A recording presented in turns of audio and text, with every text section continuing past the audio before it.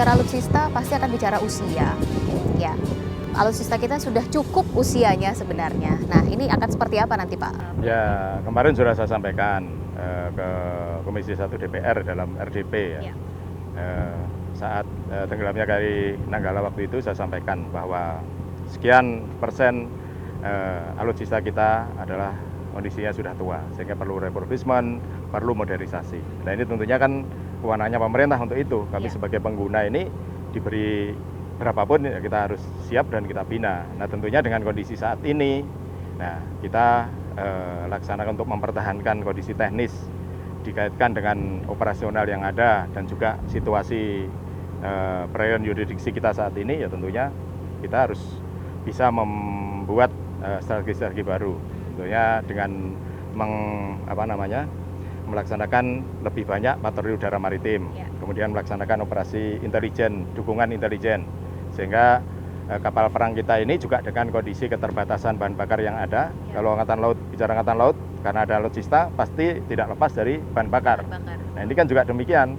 Jadi selama ini kita istilahnya ditanyakan alutnya terus, tapi nggak pernah ditanyakan Bahan bakarnya. kapal jalan itu pakai apa? Pakai bahan bakar. Nah, bahan bakar ini juga demikian. Nah, makanya supaya efektif efisien, kapalnya tidak istilahnya gergaji laut. Nah, kita gunakan pola operasi posisi tunggu. Komentar dari Komisi 1 pada saat itu apa, Pak? Ya, beliau sudah paham tentunya dengan laporan saya. Ya, mudah-mudahan beliau bisa menjembatani untuk ke depan angkatan laut yang profesional, modern untuk menuju ke tangguh tadi. Artinya akan ada penambahan atau mungkin penggantian begitu ya untuk alutsista. Kemarin sudah banyak kan yang membangun kapal-kapal untuk modernisasi yang baru. Dan sudah lebih canggih pastinya ya, Pak. Ya. Target di tahun berapa, Pak, kira-kira? Kalau frigate yang di PT PAL ada 2 itu, kemungkinan tahun 2026 jadi. Kalau yang OPV yang di Lampung maupun di Bekasi itu 2024. Wah, sebentar lagi berarti akan ada ya penambahan baru. Bagaimana pola pertahanan di IKN untuk khusus matra laut, ya, sehingga kemarin saya lihat dengan kondisi yang ada, pangkalan-pangkalan kita yang berada di IKN, sekitar IKN, Pangkalan Balikpapan, kemudian Tarakan dan Pontianak yang di barat.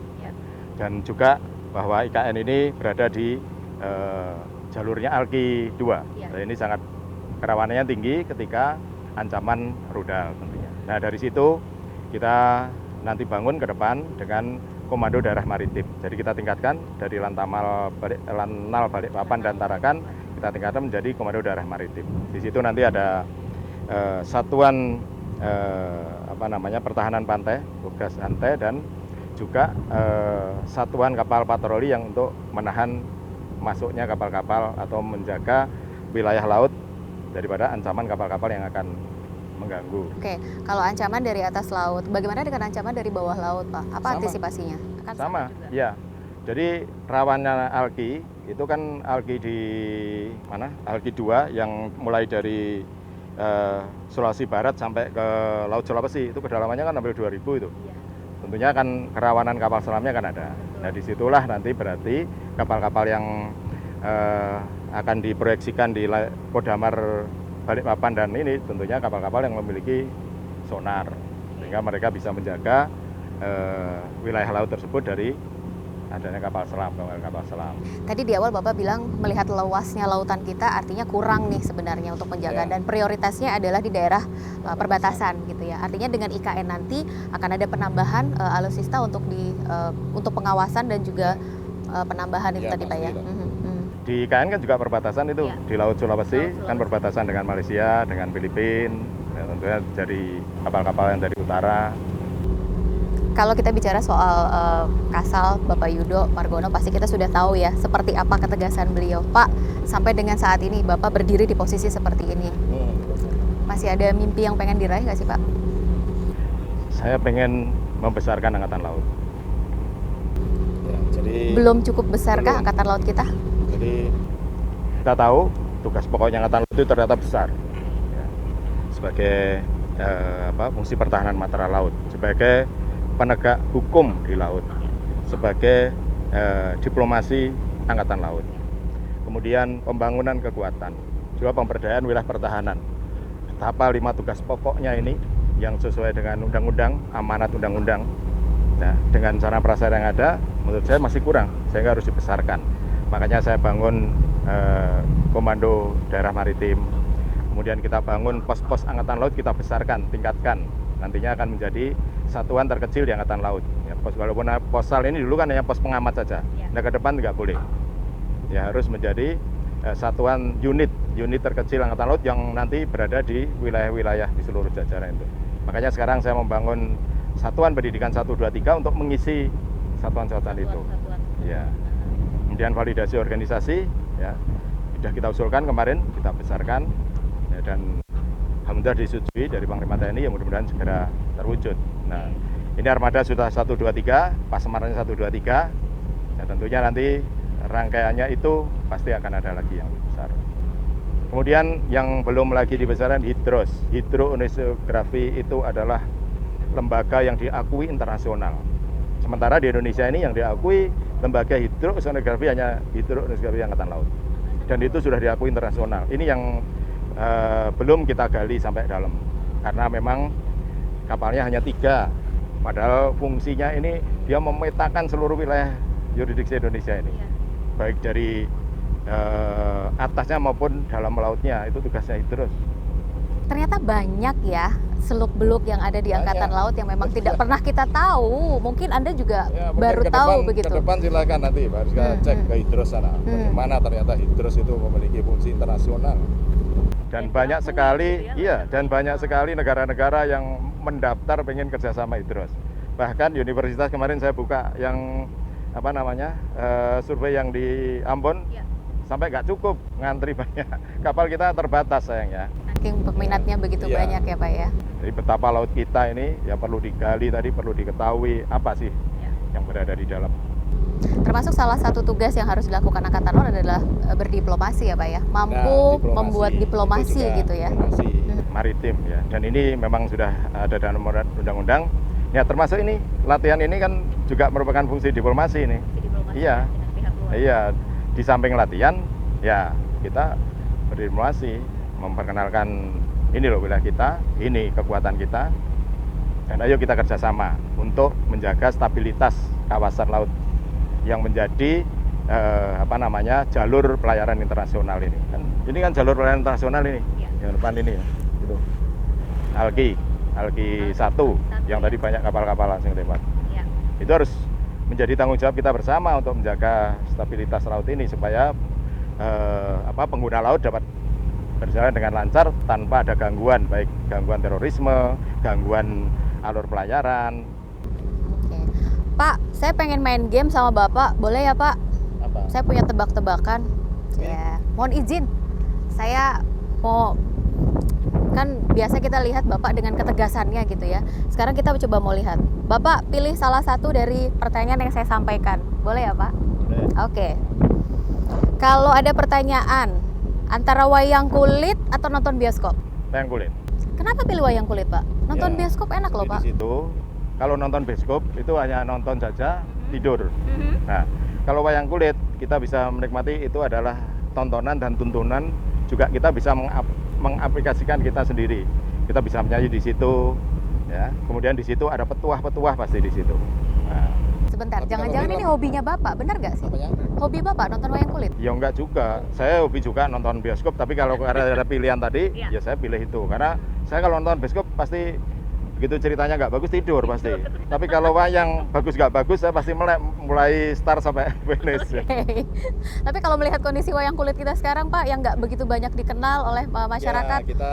Ya, kita prihatin seperti itu. Ya itu adalah budaya yang tidak dimiliki oleh negara lain.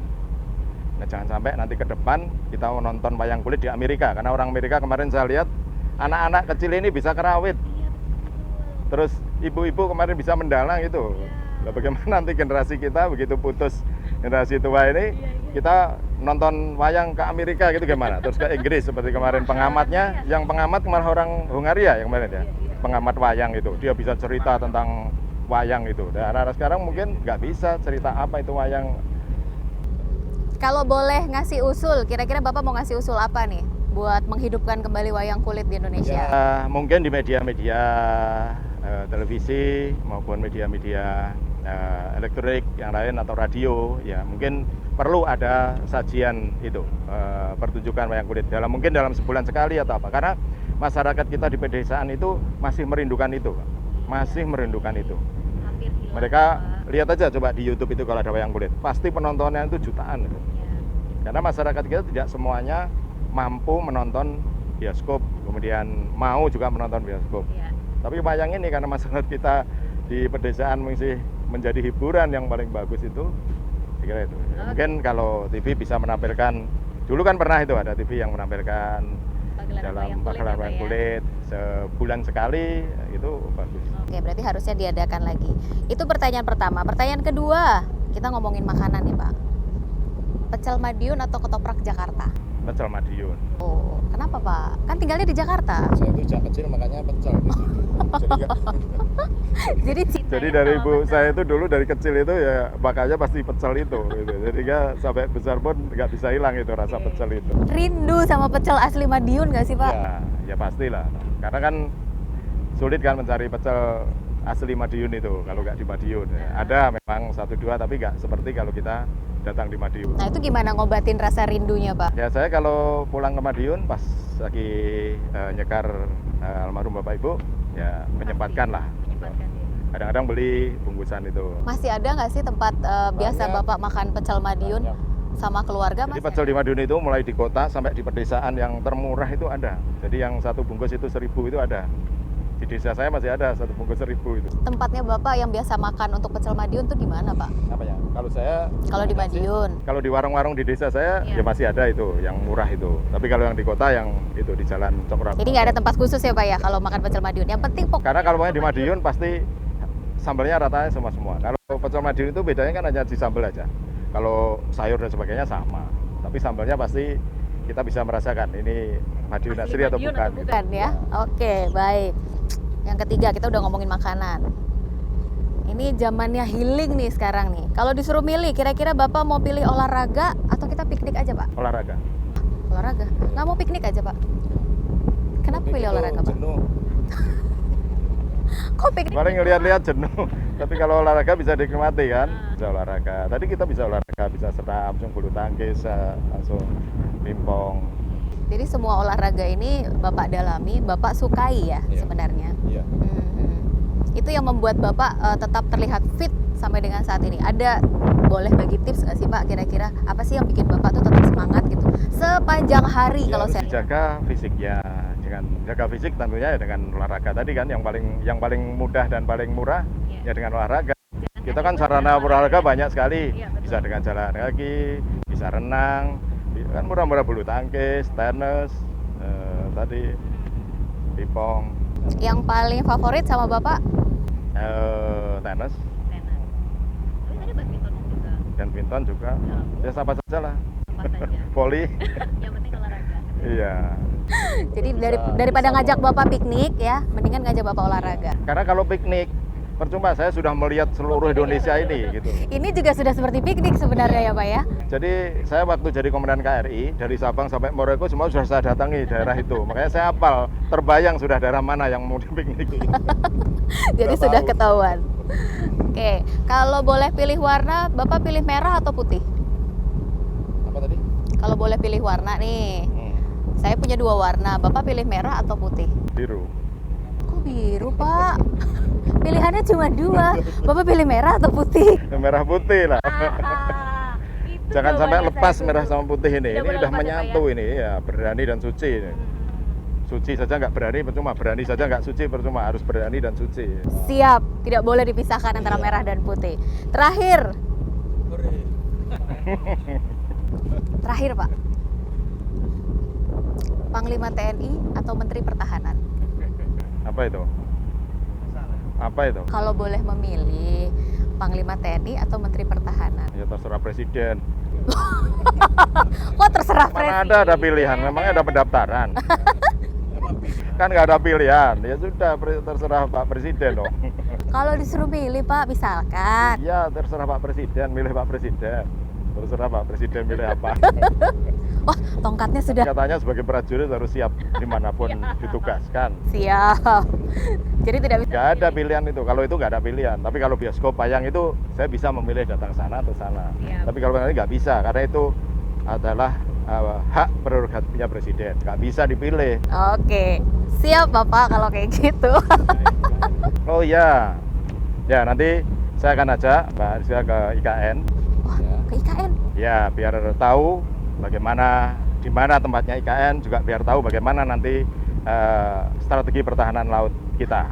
Ya, tentunya karena saya matra laut, dari pertahanan laut kita, nanti kita ajak ke IKN, kemudian kita ajak ke Lanal Balikpapan, kita ajak ke Tarakan. Mana nanti yang memungkinkan. Wah, siap sih ya kita ya kalau diajak ke IKN. Ya. Boleh nih Pak. Tapi sebelum kita ke IKN, boleh kita jalan-jalan ke Ya, KRI Makassar ya Pak ya? kita lihat dulu ke KRI Makassar. Ya.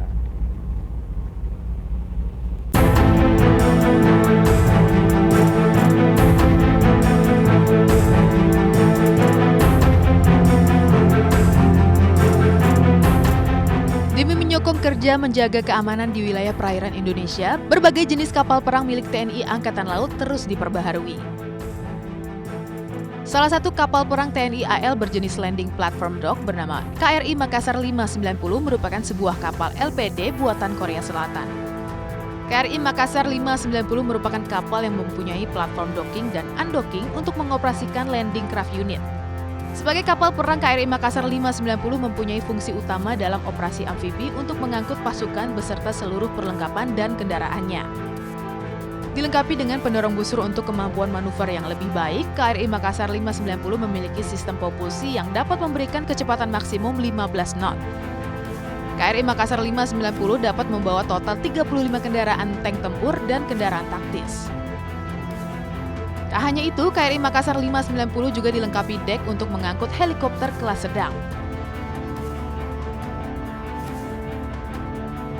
Sementara itu, untuk pasukan mendarat, KRI Makassar dapat mengangkut sampai 450 orang. Menurut Letkol Laut Hadi Subandi selaku Komandan KRI Makassar 590, dalam kondisi darurat perang, KRI Makassar 590 bahkan bisa mengangkut sampai 3 batalion pasukan mendarat. Prajurit secara kapasitas kamar kita bisa mengangkut 450. Sebagai KRI, tugasnya memang ada operasi militer perang dan operasi militer selain perang. Salah satunya adalah penanggulangan bencana. Selain berfungsi sebagai kapal perang, KRI Makassar juga dapat digunakan dalam operasi kemanusiaan dan penanggulangan bencana alam.